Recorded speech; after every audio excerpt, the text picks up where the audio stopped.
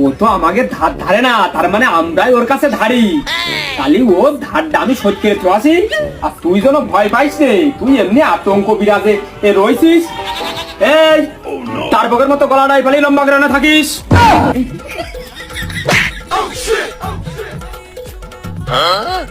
এ কি কাজ? এরা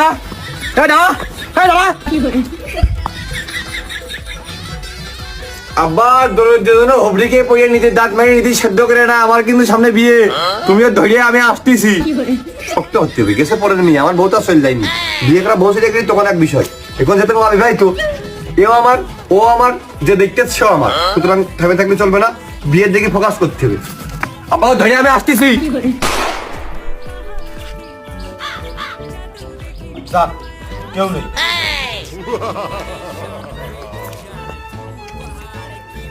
ও পাশে টাকি তো আর নষ্ট করা না।